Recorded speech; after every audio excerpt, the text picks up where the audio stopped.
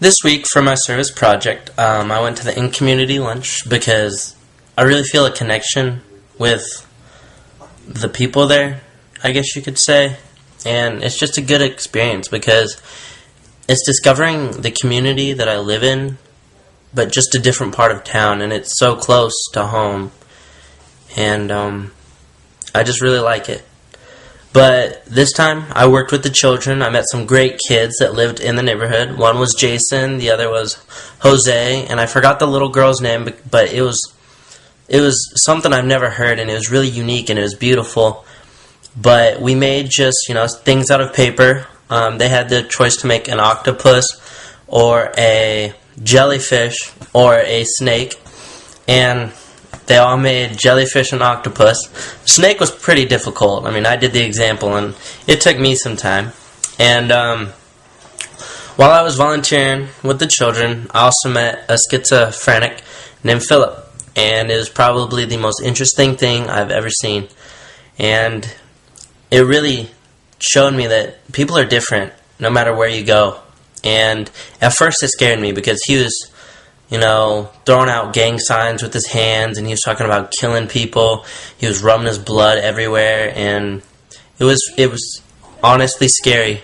And me and Amina, we went and talked to the pastor and sort of let the situation pass. And later, during the lunch, he came back to me and started talking, and this time I was like, I decided to try and talk to him, keep him busy, and it worked. He kept calm, and he didn't have any outbursts, and it was one of the best experiences that I've had so far with this project. And why do people suffer? I can't give exact reasons. I can't really speculate because people suffer mentally, physically, sort of like Philip. He suffers from schizophrenia, whether he believes it or not. I don't even know if I'm in the right place to say that he's suffering from it. He may enjoy it, but, I don't know why people suffer, and I don't know who makes them suffer. It can be, God makes people suffer because as a Catholic and a Christian, we believe that, if you suffer on earth, you'll, gain entry to heaven, and those who don't suffer can go to purgatory, where they will suffer for eternal happiness. And based on my beliefs, what are ways people can alleviate suffering?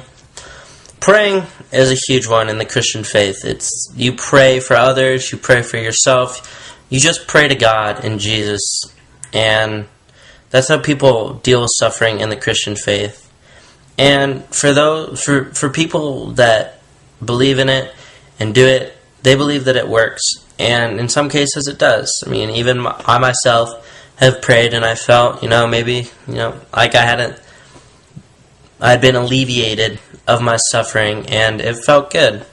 But there are those times that you're in such a mood, a state in your life that prayer doesn't feel like it helps, and people give up on it, and they suffer even more. But there are ways other than praying that can be done to get rid of it. But praying is a huge one in the Christian faith.